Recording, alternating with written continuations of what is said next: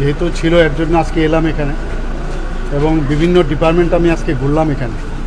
আমার সাথে আমাদের সেক্রেটারি মহোদয় আছেন, হেলথ সেক্রেটারি মহোদয়, এখানকার যিনি আমাদের ডাইরেক্টর আছেন ডিএইচএস উনিও আছেন, মেডিকেল সুপারিনটেন্ডেন্ট, ওনাদেরকে নিয়ে আমি সব জায়গায় ঘুরলাম মোরাললেস।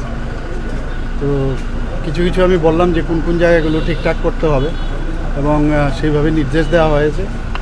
এবং খালি কয়েকটা জিনিস আমি বললাম এইগুলো ঠিক করলেই একদম আপ টু ডেট হয়ে যাবে, সেই বিষয়গুলো আমার নজরে এসছে এবং নিশ্চয়ই সেগুলো আমরা করব। এবং আমি বারবারই এইভাবে আসবো, এসে আমি চেষ্টা করব যখনই সময় পাই আসার জন্য। মাঝে মাঝে পত্রপত্রিকায় দেখি বিভিন্ন নিউজ, তো প্রপারলি যদি পেশেন্টকে মনিটর করা যায়, পেশেন্টকে রিসিভ থেকে আরম্ভ করে মানে তাদের এক্সিট পর্যন্ত, তাহলে কিন্তু অনেক সমস্যার সমাধান হয়। তো এই বিষয়গুলো দেখলাম। এজিএমসিতে যখন আমি গেলাম সেখানেও সমস্ত বিষয় নিয়ে আমি যে কথাগুলো বললাম, সেক্রেটারি মহোদয় অলরেডি সেই কাজগুলো উনি করছেন, যে বিষয়গুলো আমার গোচরে এসছে এখানেও আমি দেখলাম, সেগুলো নোট ডাউন হয়েছে। সেগুলো যেখানে যেখানে খামতি আছে সেগুলোও ঠিক হয়।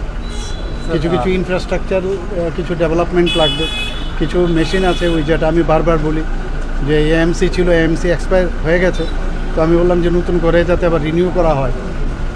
এবং ইমার্জেন্সি মেডিসিন থেকে আরম্ভ করে এখানে এন্টি রেবিস থেকে আরম্ভ করে সব আমি ডিপার্টমেন্ট এবং ক্লিনিকগুলো আমি ঘুরলাম।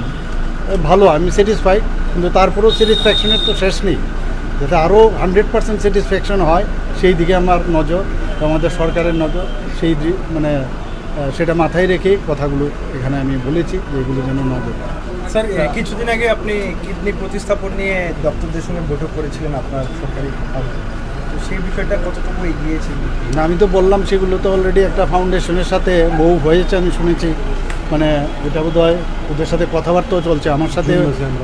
জুনের মধ্যে, জুনের খুব সম্ভব 2nd or 3rd জুনের মধ্যে এটা শুরু হয়ে যাবে।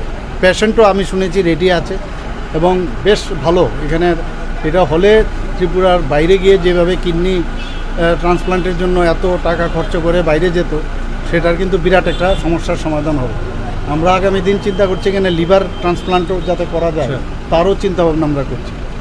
তো সব দিকে আমরা চাইছি যে এখানে আজকেও আমি একটা গ্যাস্ট্রোএন্টারোলজিস্টের একজন সার্জেন, গ্যাস্ট্রোএন্টারোলজির সার্জেন, ওনাকেও আজকে অ্যাপয়েন্টমেন্ট দিয়েছি আমি, মানে বলেছি মানে যাতে পারমিশন নিয়ে, কমিশনের পারমিশন নিয়ে, ইলেকশন কমিশনের পারমিশন নিয়ে এটা করে, কারণ স্বাস্থ্যের মধ্যে এগুলো মানে বাধা না হওয়া উচিত।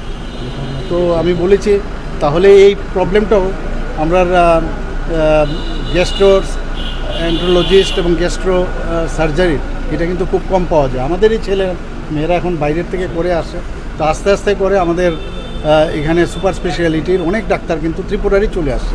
স্যার, আপনি আজকে তেল সংকট নিয়ে কেন্দ্রীয় কথাবার্তা হয়েছে? আমি গতকাল আমি পাঠিয়েছি চিঠি ওনার সাথে আমার ডাইরেক্ট, কারণ এখন তো ব্যস্ত সবাই ইলেকশন নিয়ে, আমাদের যারা অফিসাররা আছেন আমি খবর নিলাম, ওনারা অলরেডি যোগাযোগ রেখেছেন।